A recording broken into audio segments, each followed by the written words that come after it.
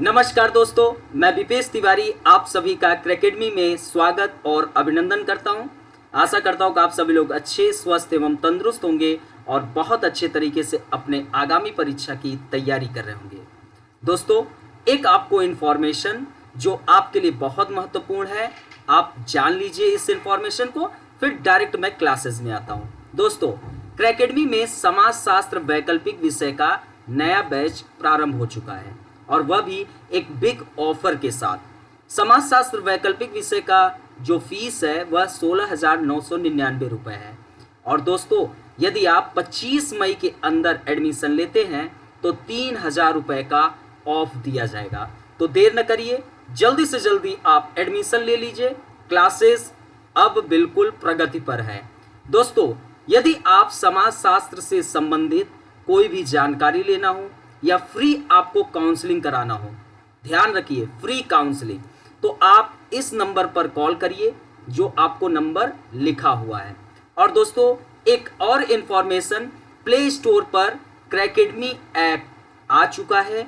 Description box में क्रैकेडमी app का link दे दिया गया है, लेकिन आप डायरेक्ट प्ले स्टोर पर जाकर क्रैकेडमी टाइप करेंगे तो भी आपको क्रैकेडमी ऐप मिल जाएगा 38 MB का। आप डाउनलोड कर लीजिए, वहां पर भी आपको कुछ महत्वपूर्ण क्लासेस बहुत जल्द मिलना शुरू हो जाएगा। तो दोस्तों, देर न करिए, जल्दी से जुड़िए। चलिए दोस्तों, हम आपसे समाज के टॉपिक पर वृहद रूप से चर्चा कर रहे थे और दोस्तों, इस चर्चा के क्रम में आपको बहुत जानकारी दे चुका हूं। हमने आपको अपने प्रथम क्लासेस में आपको मैंने क्या बताया? अपने प्रथम क्लासेस में हमने आपको बताया कि समाज शास्त्र पढ़ने का विज्ञान आप कैसे विकसित करें। आपको प्लेलिस्ट में जाइए, प्लेलिस्ट में सीरियल से लेक्चर आपको दे दिया गया है। सेकंड लेक्चर में आपको हमने क्या बताया?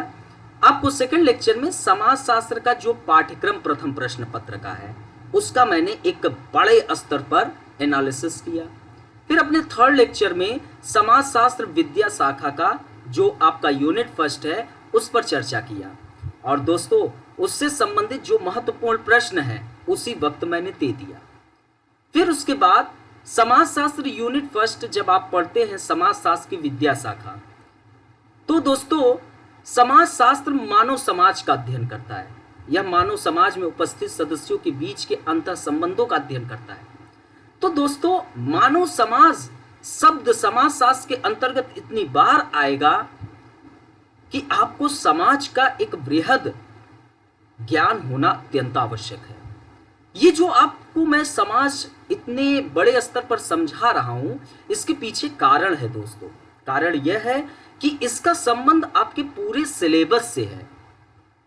तो दोस्तों, हमने समाज पर आपसे 3 क्लासेस ले चुका हूं, जहां पर मैंने दोस्तों समाज पर आपको प्रथम क्लासेस में यह बताया कि समाज क्या है और हमने उस पर वृहद स्तर पर चर्चा की। मैंने बताया कि समाज के लिए 2 आधार होते हैं। एक तो क्षेत्र होना अत्यंत आवश्यक है, दूसरा लोगों का समूह।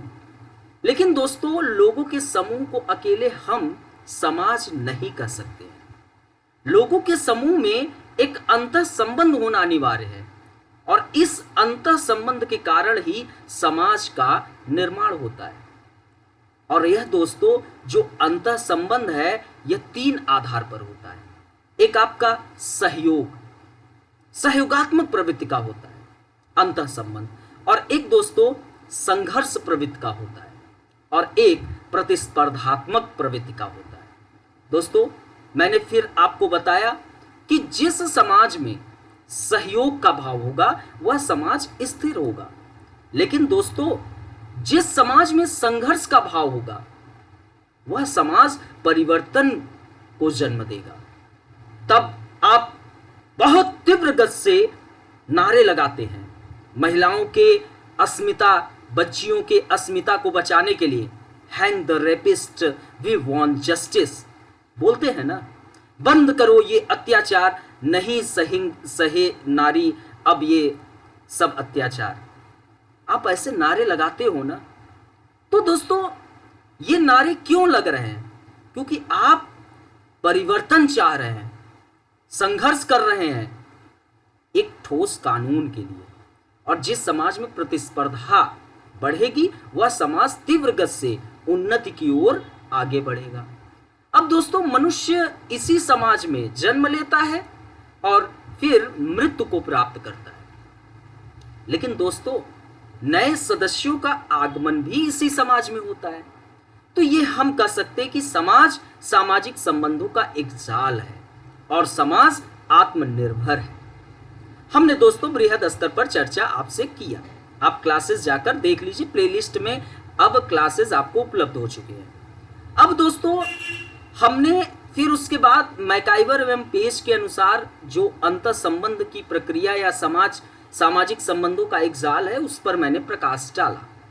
आज दोस्तों, मैंने फिर अपने पिछले क्लासेस में स्टार्ट किया समाज की प्रमुख विशेषताएं एवं तत्व, अर्थात कि उसकी प्रकृति के विषय में हमने डिटेल में आपसे दोस्तों चर्चा किया, जिसमें हमने दोस्तों पहला टॉपिक पारस्परिक जागरूकता के विषय में आपको बताया। और आपके लिए बहुत इंपॉर्टेंट था, क्योंकि दोस्तों जब तक जागरूकता नहीं होगी तब तक सामाजिक संबंध का निर्माण नहीं हो सकता है। इसलिए सामाजिक संबंध के निर्माण के लिए जागरूकता होना अत्यंत आवश्यक है। जानवरों में क्या जागरूकता होती है? नहीं। तभी आप वहां पर देखिए, एक जानवरों का जो संबंध होता है उसमें रिश्तों की अहमियत नहीं होती है, लेकिन हमारे समाज में रिश्तों की अहमियत होती है क्योंकि हम जागरूक हैं। तो दोस्तों, यहाँ पर संबंध सामाजिक एवं भौतिक मैंने डिटेल में चर्चा किया, पिछला क्लासेस देखिए। फिर हमने बताया समाज अमूर्त है, क्योंकि हम एक माँ और पुत्र या पुत्री के संबंधों को हम सिर्फ फील कर सकते हैं, इसे किसी तराजू से तौल नहीं सकते हैं। तो समाज अमूर्त होता है, ये हमने बताया। फिर हमने बताया समाज में इक्वेलिटी भी होती है और डिफरेंस भी होता है, समानताएं भी होती है और भिन्नताएं होती है। हम कुछ सामाजिक समस्याओं को लेकर हम लोगों का समाज में लगभग लोगों का एक मत होता है, और भिन्नताएं भी होती हैं क्योंकि यहीं पर जाति वर्ग सब मौजूद है। तो दोस्तों, इस पर हमने डिटेल में चर्चा किया, आप देख लीजिएगा क्लासेस। फिर हमने बताया समाज सहयोग एवं संघर्ष। समाज में सहयोग होता है, सहयोग के ही भाव से एक फैमिली बहुत अच्छे तरीके से फलता फूलता है। एक पॉलिटिकल पार्टीज भी सहयोग के ही भाव से फलता फूलता है। अभी सहयोग की प्रवृत्ति न हो तो वह फैमिली, वह पॉलिटिकल पार्टीज या अन्य भी सब टूट के बिखर जाते हैं। लेकिन दोस्तों, इसी समाज में संघर्ष भी होता है। हमने इस पर आपको डिटेल में प्रकाश डाला। आज का टॉपिक है उसी के आगे पांचवा, समाज अन्योन्याश्रितता पर आधारित है। दोस्तों, आप किस पर निर्भर है? अगर कोविड-19 आया, आप सभी लोग इस महामारी से परिचित हैं। कोविड-19 के दौरान जो खाद्य पदार्थ थे उसकी बड़ी समस्याएं उत्पन्न हुई। खाद्य पदार्थों की जिनके इनकम बहुत निम्न कोटि के थे वो तो बंद हो गए। तो वो किस पर निर्भर हुए? हम किसान जो हमारे हैं, उन्होंने जो अनाज उपजाए थे उन्हीं पर तो हम निर्भर हो पाए। अगर भारत में एक कृषि प्रधान भारत देश न होता तो आज हम इतनी बड़ी महामारी से निपट न पाते, क्योंकि लगभग रोजगार सबके बंद थे। और उस दौरान इतनी बड़ी महामारी, तो क्या होता दोस्तों? सोचिए। तो समाज अन्योन्याश्रितता पर आधारित है। यहां पर अब जानना है, अन्योन्याश्रितता समाज की एक बहुत महत्वपूर्ण विशेषता है। हम इसे क्या कह सकते हैं, ये समझिए। तो अन्योन्याश्रितता समाज की उत्पत्ति एवं विकास में एक आधारभूत तत्व है। वास्तव में यह मानव जीवन, सभ्यता एवं उन्नति का प्रमुख आधार है।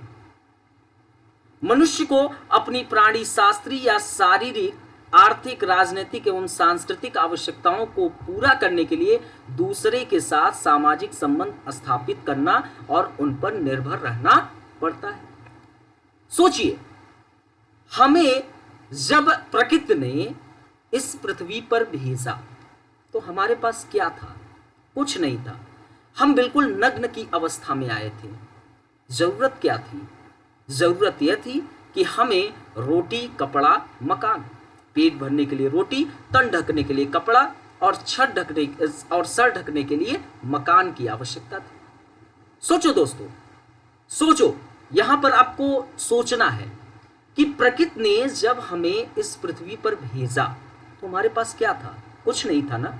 हम एक नग्न अवस्था में इस पृथ्वी पर आए थे।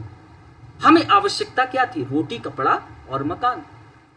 पेट भरने के लिए रोटी मिल जाए, तन ढकने के लिए कपड़ा और सर ढकने के लिए छत। हमने धीरे धीरे संघर्ष करके इस पर विजय प्राप्त की। तो विजय कैसे प्राप्त की? अब हम रोटी, कपड़ा, मकान पर क्या हुए? निर्भर हुए ना। अब दोस्तों, यह मनुष्य अधिक से अधिक उत्पादन करना चाहता था।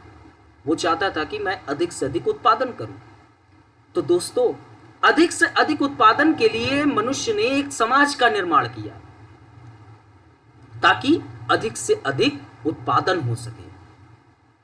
तो दोस्तों, जब हमने एक समाज का निर्माण किया अधिक से अधिक उत्पादन के लिए, तो हम क्या हुआ? अब हम समाज के अन्य सदस्यों पर आश्रित हुए ना। अब दोस्तों, हम चाहने लगे कि हमारी जो संपत्ति है वह हमारे वास्तविक पुत्रों या पुत्रियों में हस्तांतरित हो। इसके लिए हमने परिवार का निर्माण किया, क्योंकि उस दौरान महिलाओं की यौन स्वतंत्रता पर नियंत्रण नहीं था। एक महिला का संबंध कई पुरुषों के साथ था। इससे जो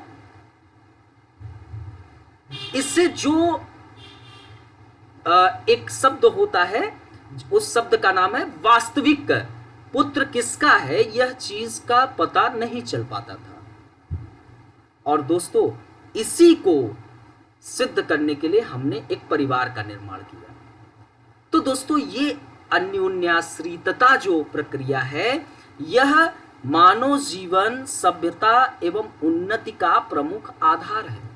मनुष्य को अपनी शारीरिक, आर्थिक, राजनीतिक एवं सांस्कृतिक आवश्यकताओं को पूरा करने के लिए दूसरे के साथ सामाजिक संबंध स्थापित करना और उन पर निर्भर रहना पड़ता है। शारीरिक, हमको शरीर को हिष्ट पुष्ट मजबूत करना है तो हमें अच्छे आहार पर निर्भर होना होगा। आर्थिक, हमें मार्केट का एक निर्माण करना होगा।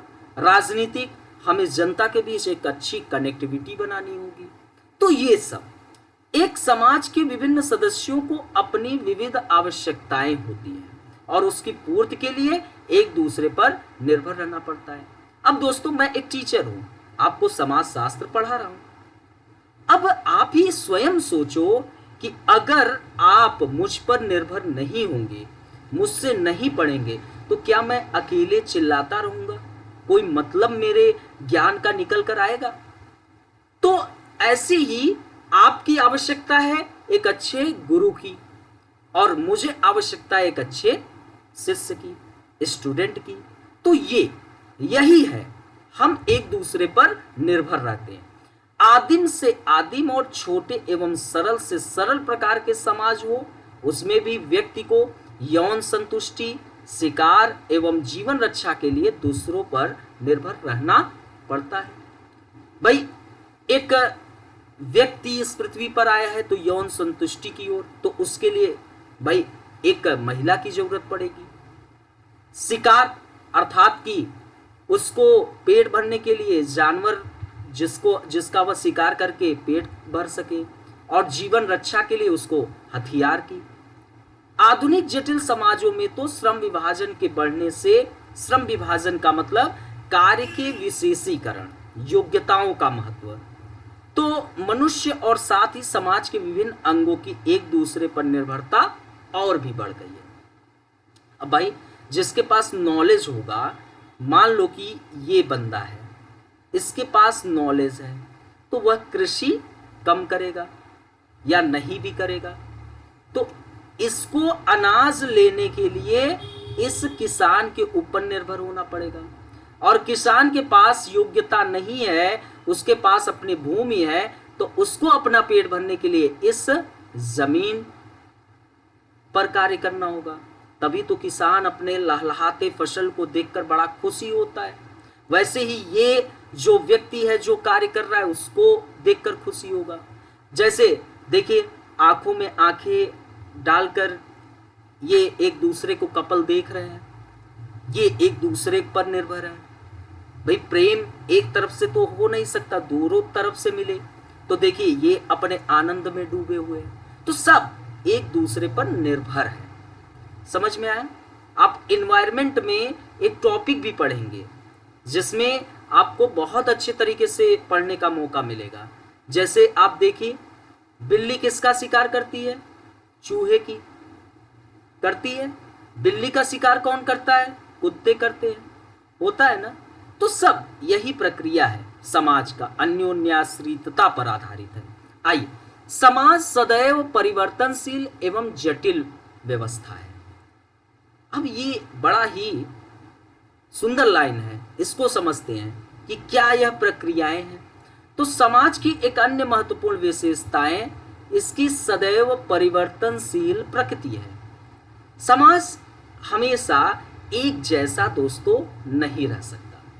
एक समय था हम हल से खेत जोतते थे, आज का समय आ गया है कि हम ट्रैक्टर से खेत को जोत रहे हैं ना।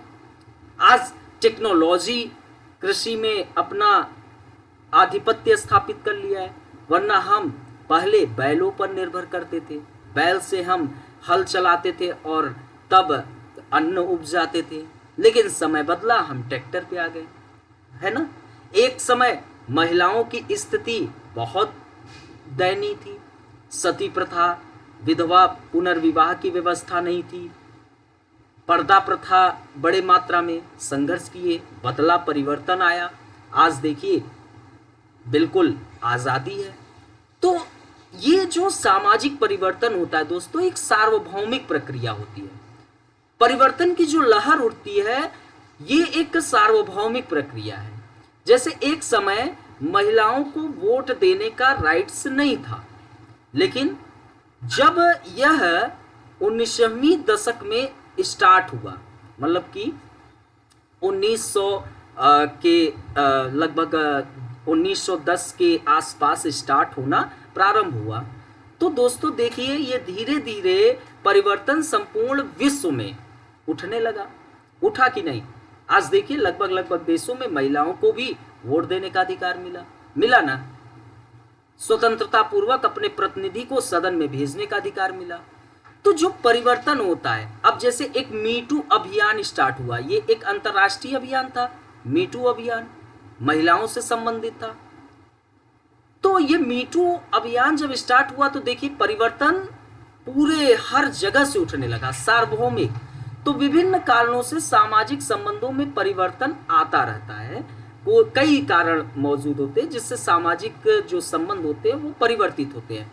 अब यहाँ पर जो किसान का एक बैल से सामाजिक संबंध था, बड़ा ही क्या था? प्रेम का भाव था।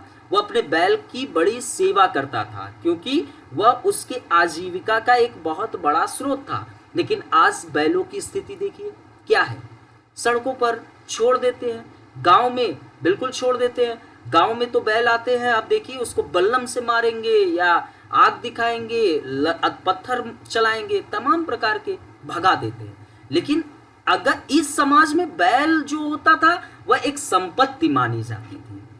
देखिए यही चीज समझना है। तो सामाजिक संबंध में परिवर्तन आया कि नहीं आया?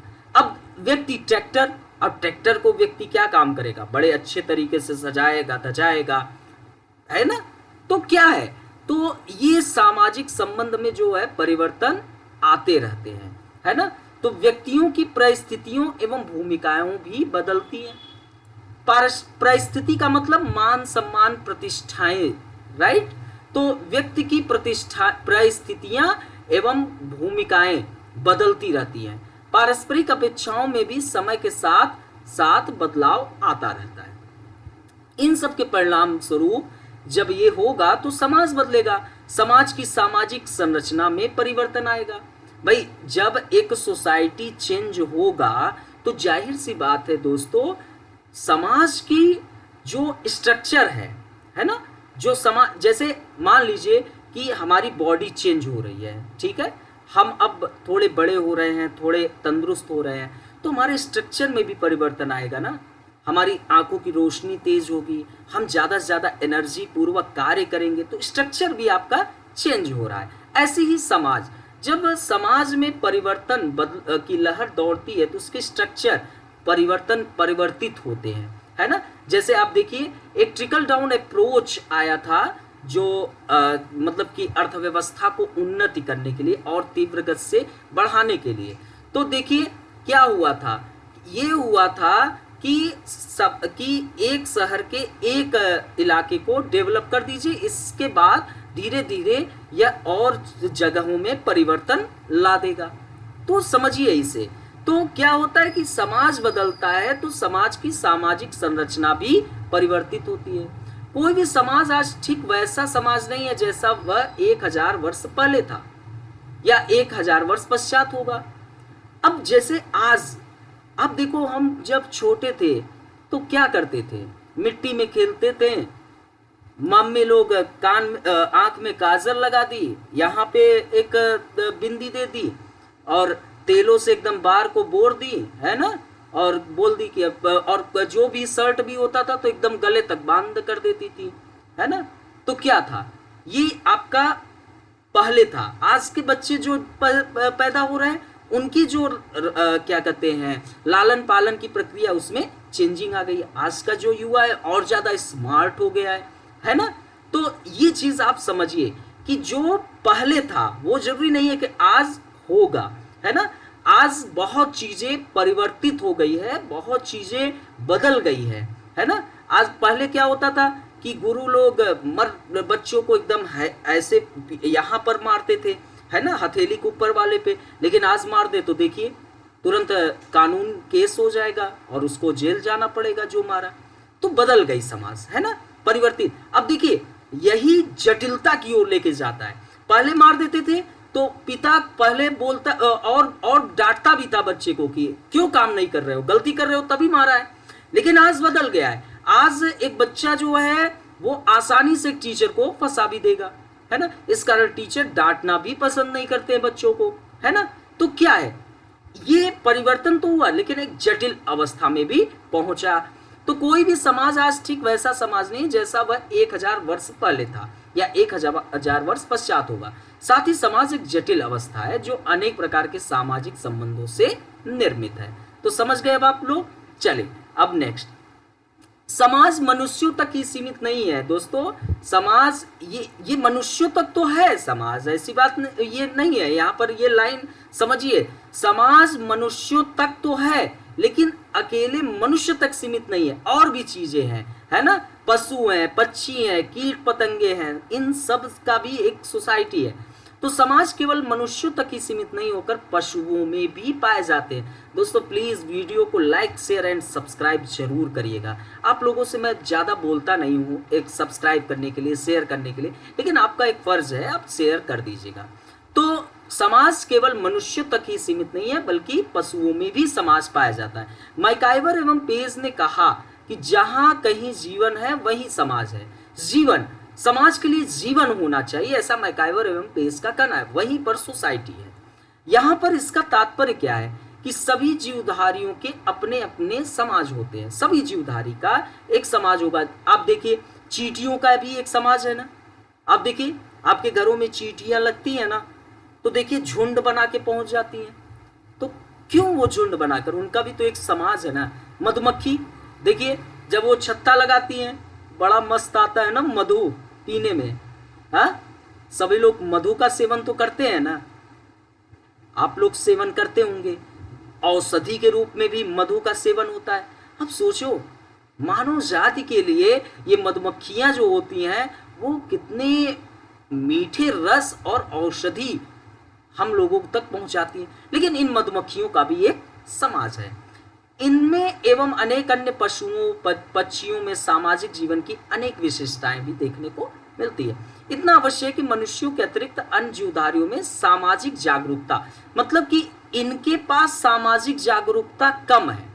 जो मनुष्यों में यहाँ पर देखिए जो लोग इकट्ठे हुए हैं, यहाँ पर कृषि कानून को लेकर लोग इकट्ठे हुए, जो 3 कानून आया था कृषि को लेकर उसके विरोध में, तो ये जागरूकता है। उन्हें उस कानून से अपने आप को शोषित होने का भाव है, इसी कारण वो लोग इकट्ठे हैं, क्योंकि इनके अंदर जागरूकता है। लेकिन यहाँ पर मधुमक्खी को जो एक मैन होता है, आदमी होता है, वो इन मधुमक्खियों को भगाकर इनके रस को चूस ले भी लेता है ना, फिर व्यापार करता है कि नहीं।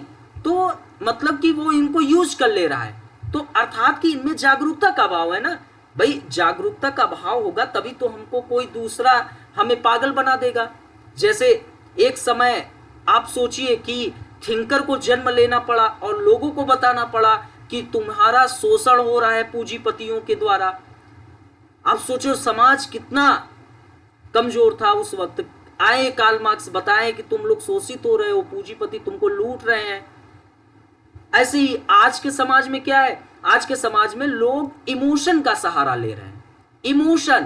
इमोशन से आपका रेप हो रहा है, एक प्रकार से कह लो आपका बलात्कार हो रहा है। इमोशन, आज समाज में इमोशन ने अपना इमोशन को लोगों ने हथियार बना लिया है आपको शोषित करने के लिए, है ना। जैसे आप देखिए कैसे इमोशन कि फेयर लवली लीजिए, 2 मिनट में काले कौवे से हंस सारस बन जाइए। इमोशन है ये। आप काले हो, भद्दे हो, आपकी समाज में इज्जत नहीं होगी। आप गोरे बनो, गोरे लोगों की इज्जत है। ऐसे एडवर्टाइजमेंट आपके समाज में देखने को मिलेगा, राइट। दूसरा इमोशन देखिए, आप लोग एक सेरोगेसी क्या कहते हैं प्रचार देखे होंगे, किनके द्वारा, सेरोगेसी एडवर्टाइजमेंट आप देखे होंगे। जैसे अक्षय कुमार आए और लोगों के सामने बोले कि भैया हमसे गलती हो गई, हम इस गुटखे का अब प्रचार नहीं करेंगे। तो जनता पागल है, बेवकूफ है, लेकिन जनता बेवकूफ था, ऐसी बात नहीं है। तो इन्होंने क्या काम किया, ये लोग जो व्यापारी होते हैं इनको अपने प्रोडक्ट का प्रचार करना है, लेकिन गुटखा जो है वो स्वास्थ्य के लिए हानिकारक है। तो दोस्तों इन्होंने क्या काम किया, केसर, जैसे कमला पसंद है, रजनीगंधा है, उसमें केसर डाले। अब प्रचार हो रहा है कंपनी का, कमला पसंद है ना, कमला पसंद है ना, रजनीगंधा गुटखे का, लेकिन ये बच गए। अजय देवगन को देखिए, शाहरुख खान भी करते हैं प्रचार और आप लोग इनको आइडियल मानते हैं। अब दोस्तों दूसरा, आप लोग देखे होंगे कि एक शो करण जौहर का था जिसमें सोनाक्षी सिन्हा, आलिया भट्ट, अर्जुन कपूर, रणवीर सिंह, ऐसे लोग वहां पर मौजूद थे और उन्होंने माँ बहन ऐसे कजनी कितनी गालियां सोशल मीडिया पर दिए। मतलब कि उस वीडियो के अंतर्गत जो कार्यक्रम था, खूब गाली, इतने भयंकर गाली। और दोस्तों आपको जब एक टॉपिक पढ़ाऊंगा बलात्कार का समाजशास्त्री अध्ययन, तो उसमें एक कारण बलात्कार का यह भी है जो माँ बहन बेटी के लिए जो गालियां बनी हुई है। अब आप सोचो, यही रणवीर सिंह, यही आलिया भट्ट का आप लोग जब वो अच्छे शब्द बोलते हैं तो आप लोग स्टेटस लगाते हो, अब बुरे शब्दों को स्टेटस कौन लगाएगा। तो कमी हमारे अंदर है, आपके अंदर है, हम पहचानते नहीं है, हम विरोध करते नहीं है और इमोशन ने इसका स्थान ले लिया है। एक फिल्म आएगी जिसमें वो बड़ा अच्छा कार्य किए, ठीक है, लेकिन एक फिल्म आएगी जिसमें वो गंदे कृत्य किए, तो पहचानिए। तो दोस्तों आपका जो जीवधारी है उसमें जागरूकता कम होती है, लेकिन समाज और इनकी सामाजिक संपर्क बहुत ही अल्पकालीन होती है। आपसे कभी पूछे तो आप लोग बता सके, समाज मनुष्यों तक ही सीमित नहीं है, समाज व्यापक है। जीवधारियों का भी एक समाज है, लेकिन जो समाज मनुष्यों का है, जो मनुष्यों के समाज में एक सामाजिक संबंध है, उसमें जागरूकता है। और यहाँ पर सामाजिक संपर्क एक दीर्घकालिक है, लंबा है ना। आपको पता होगा कि आप जिस सोसाइटी में रहते हैं उसी सोसाइटी में आपके कई पुश्त निवास कर रहे हैं, और हमारा जो सामाजिक संपर्क है वो दीर्घकालिक है। लेकिन जो ये मधुमक्खियां हैं, चींटियां हैं और भी अन्य जानवर हैं जिनकी अपनी सोसाइटी, इनका जो संपर्क है ये बहुत ही अल्पकालीन होता है। ठीक है, चलिए आगे। जहां सामाजिक या पारस्परिक जागरूकता का भाव है वहां समाज की कल्पना भी नहीं की जा सकती है। उच्च स्तर के पशुओं जैसे हाथी, गाय तथा नर वानरों के निश्चित समाज होते हैं। हाथी, गाय, नर वानर, ये देखिए शेरों का भी, मोरों का भी, है ना।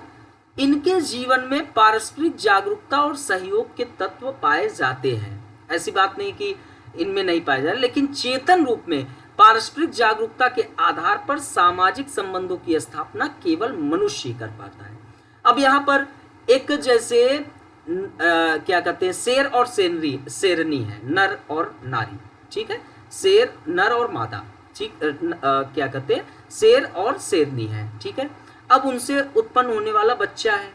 अब वो बच्चा जो है उसका हो सकता है कि रिलेशन उसके अपने माँ से ही हो जाए, क्योंकि इनमें जागरूकता नहीं है। ये समझना अत्यंत आवश्यक है। ठीक है, तो ये समझना है कि चेतन रूप में पारस्परिक जागरूकता जो है या सामाजिक संबंध जो है वो केवल मनुष्यों में है। यहां पर ये कहने का मतलब है, जैसे आप देखिए यहां पर आप देखिए, है ना। तो यही कारण है कि समाजशास्त्र के अंतर्गत हम केवल मानव समाज का ही अध्ययन करते हैं। आइए आगे। समाज के, अब देखिए दोस्तों, अब आपका जो समाज की विशेषता है, अब आप प्रश्न लिखने की स्थिति में आ गए हैं। अब आप प्रश्न लिख सकते हैं।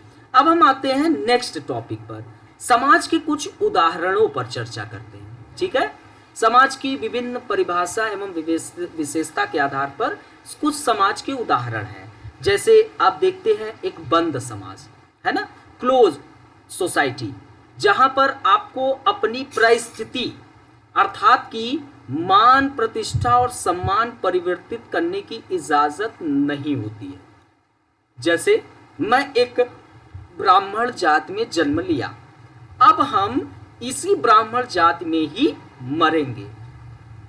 अभी हम चाहें कि हम हरिजन हो जाएं, हम जो है क्या कहते हैं वो हो जाएं, मौर्य हो जाएं, तो नहीं।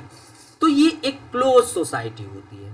मुक्त समाज, आज मैं दोस्तों गरीब टीचर हूँ, ठीक है, आप लोग जब हमारे लिए मेहनत कर देंगे, हमारी जो क्वालिटी है क्लासेस को उसको अधिक लोगों तक पहुंचा देंगे, तो कल हम एक अमीर टीचर बन जाएंगे। तो समझिए ना, मुक्त समाज, यहाँ पर आपके परिस्थिति को बदलने की इजाजत है। आप बदल सकते हो अपनी परिस्थिति को। आगे समझते हैं, ठीक है। जैसे आप निम्न वर्ग के हो, ठीक है, आपकी संपत्ति कम है, आप लोग तैयारी कर रहे हो सिविल का, लेकिन कल का आईएएस अधिकारी बन गए तो आपकी परिस्थिति बदल गई, आप उच्च कैटेगरी में आ गए। ऐसे ही ग्रामीण समाज, नगरीय समाज, सरल समाज, जटिल समाज एवं आदिम समाज आदि। आइए अब समझते हैं इसको डिटेल में। बंद समाज, बंद समाज अभी आपको मैंने बताया क्लोज सोसाइटी में समाज का विभाजन ऐसे समूहों के रूप में होता है जिनका निर्धारण जन्म या आनुवंशिकता के आधार पर होता है। अब समझ में आया आपको? ऐसे समूह के रूप में ये बंद समाज होता है। इस समाज का विभाजन जो है या ऐसे समूह के रूप में होता है जिनका निर्धारण क्या है, जन्म या आनुवंशिकता के आधार पर है। अब जैसे जन्म से मैं क्या हूं, ब्राह्मण हूं, ठीक है, ब्राह्मण हूं। तो अब ये एक, अब मुझे यहां पर अपनी परिस्थिति परिवर्तित करने की इजाजत नहीं है, अर्थात कि अब आप बदल नहीं सकते हैं, ठीक है, बदल नहीं सकते हैं क्योंकि ये आपको जन्मजात मिला है। ऐसे ही कोई जन्म से हरिजन है, मतलब एससी है, एसटी है, तो अब उसको परिस्थिति परिवर्तित करने की इजाजत नहीं है। अब यहां पर दिक्कत कहां आती है? दिक्कत ये आती है कि यहां पर जो व्यक्ति है उसको समूह की सदस्यता आजीवन नहीं बदल सकता है।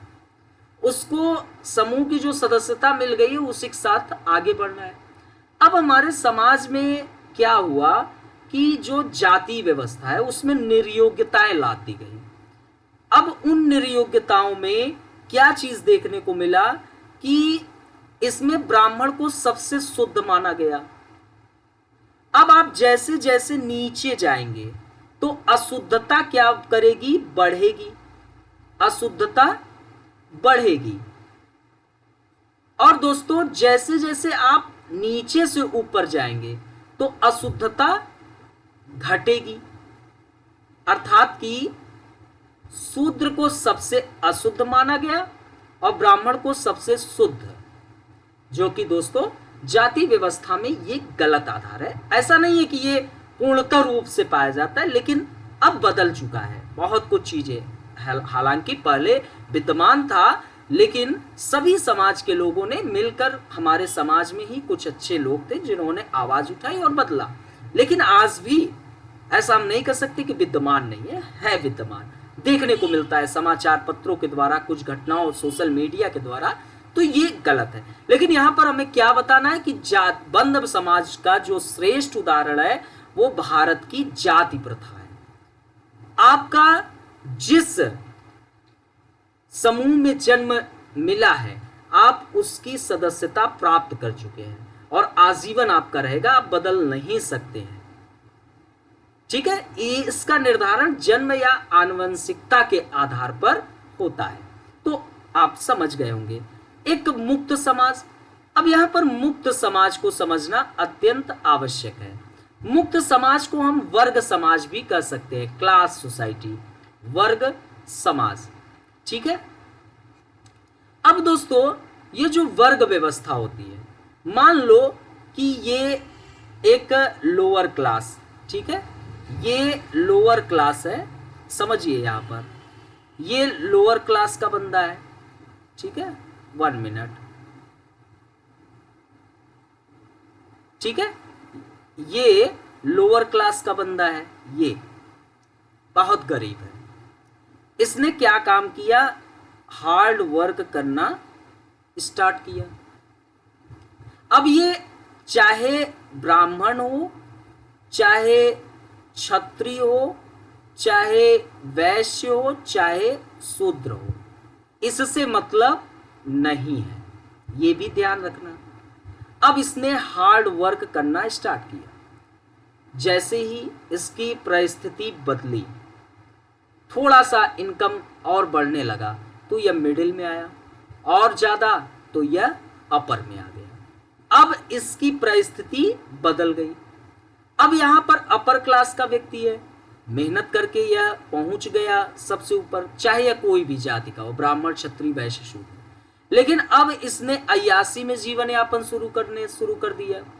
अब यह जो बंदा है यह व्यसन व्यासन में लिप्त हो गया, तो इसको पटकने में भी टाइम नहीं लगेगा और यह लोअर क्लास में आ जाएगा।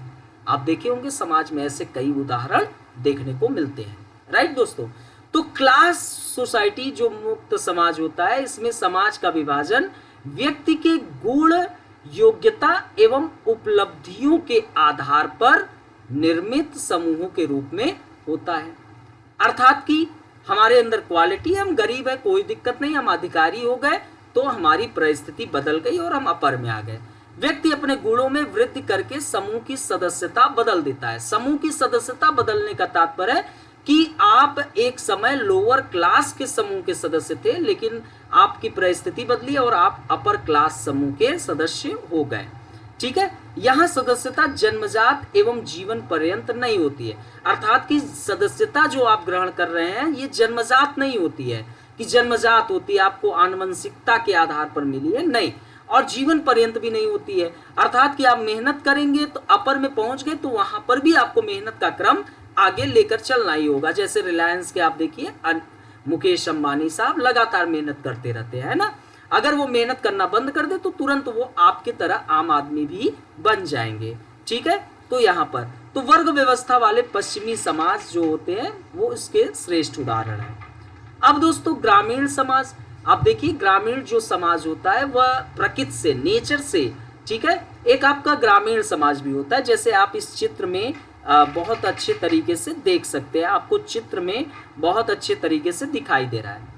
तो ये ग्रामीण समाज कौन होता है? हमारे से पढ़ने वाले कई स्टूडेंट, हर एक लोग गांव से जुड़े होंगे।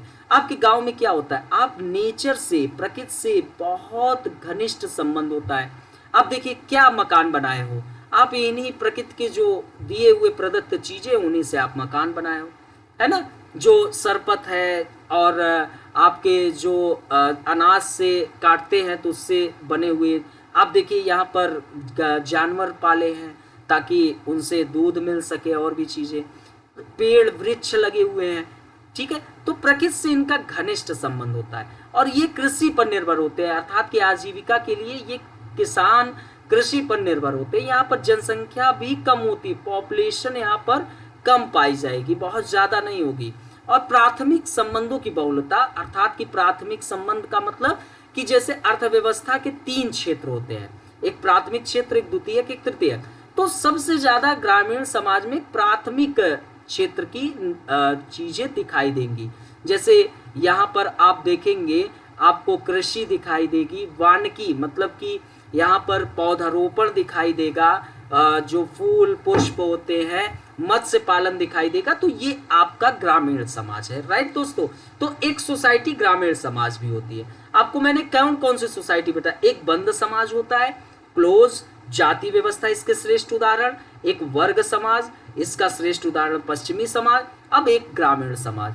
फिर दोस्तों एक नगरीय समाज होता है, राइट। आप देखो शहरों में रहते हो तो शहरों में क्या दिखाई देता है? उद्योग, देखिए यहाँ पर सब उद्योग में लगे हुए हैं, यहाँ पर व्यापार होता है, जो प्राथमिक चीजें होती हैं, जो रॉ मटेरियल होते हैं, रॉ मटेरियल, इन्हीं रॉ मटेरियल को ये लोग क्या काम करेंगे, यहीं पर क्या काम करेंगे, उसको द्वितीय क्षेत्र में बदल देंगे, ठीक है, ठीक है। इन्हीं रॉ मटेरियल से ये उसको रूपवान आकार देकर, सुंदरता देकर समाज में, आपके मार्केट में ही बेचते हैं। तो नगरीय समाज में उद्योगों की प्रधानता, जनता अधिक दिखाई देगी, यहाँ पर आपको पॉपुलेशन बहुत ज्यादा दिखाई देगा। ये ना सोचिए कि यहाँ पर पॉपुलेशन कम होगा, गांव में पॉपुलेशन कम होता है, शहरों में पॉपुलेशन ज्यादा होता है। और द्वितीयक संबंधों की बहुलता ज्यादा होगी। द्वितीयक संबंध का मतलब जैसे हमने बताया प्राथमिक क्षेत्र, तो यहाँ द्वितीयक क्षेत्र होगा, ठीक है, द्वितीयक क्षेत्र, अर्थात कि दोस्तों यहाँ पर निर्माण विनिर्माण की प्रक्रियाएं ज्यादा देखने को मिलेंगी। अर्थात कि हम प्राथमिक क्षेत्र के ही रॉ मटेरियल को हम सुंदर रूपवान आकार फैक्ट्रियों के माध्यम से देते हैं और उसको मार्केट में बेचते हैं, तो ये द्वितीय क्षेत्र का कार्य है। यहाँ पर विविधताएं बहुत ज्यादा देखने को मिलेंगी, अर्थात कि गांव में आपको एक जाति या 2 जाति के समूह दिखाई देंगे एक गांव में, लेकिन शहरों में आपको हर एक लोगों का मिक्सअप दिखाई देगा, ठीक है। तो इन सब की प्रधानता शहरों में दिखाई देती है, ठीक है। तो ग्रामीण समाज को हम एक सरल समाज कह सकते हैं कि ग्रामीण समाज एक सरल समाज होता है। सरल समाज इसलिए कि हम नेचर के करीब है, कृषि से हमारी आजीविका चल रही, पॉपुलेशन कम है, प्राथमिक संबंधों को बोलता है, जीवन एंजॉय में बीतेगा। लेकिन यही किसान आपके परेशान भी होते हैं, जब प्रकृति की लाठी पड़ती है तो उनसे उनको बहुत धक्का लगता है, ठीक है। नगर उनकी समस्याओं को लेकर अब आगे टॉपिक है, क्लास लेंगे तो वहां पर चर्चा होगी। नगरीय समाज में आपको उद्योगों की प्रधानताएं ज्यादा है और उद्योग यहाँ पर ज्यादा दिखाई देते हैं, ये आपको मैंने बताया। इन नगरीय समाज को जटिल समाज कह सकते हैं, जटिल समाज।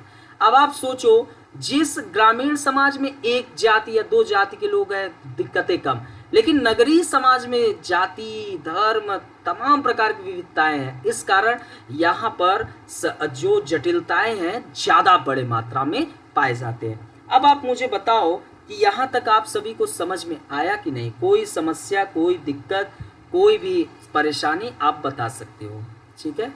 यहाँ तक कोई भी दिक्कत परेशानी आप बता सकते हो। एक दोस्तों एक समाज और होता है आदिम समाज।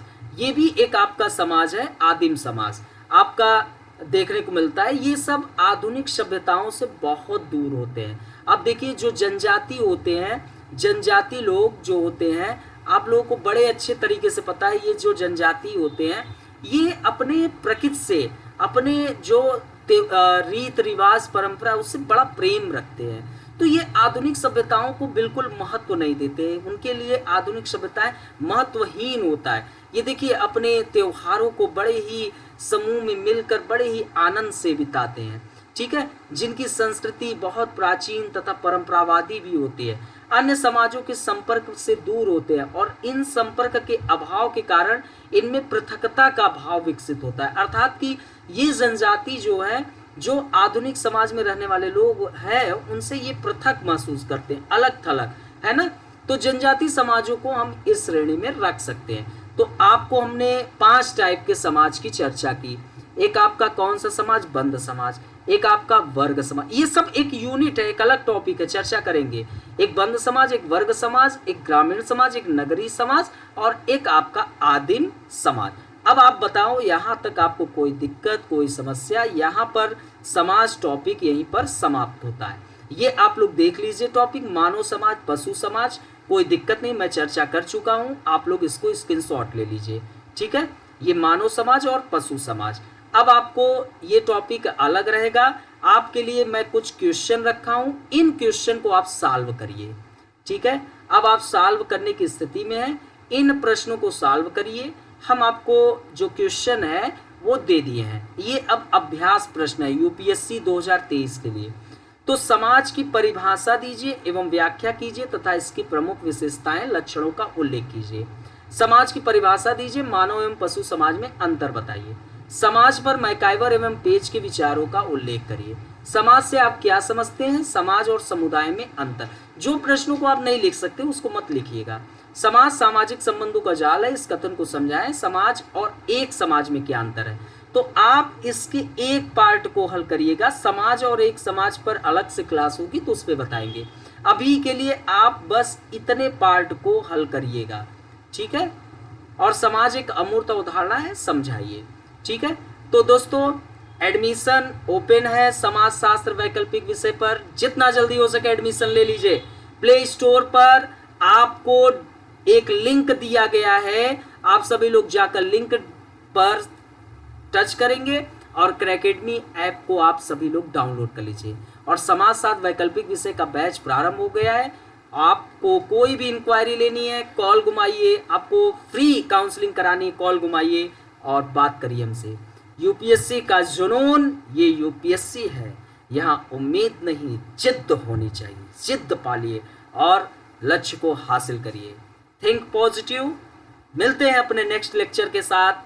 हमेशा सकारात्मक रहिए और खूब लड़ाई लड़िए, जंग जीतेंगे।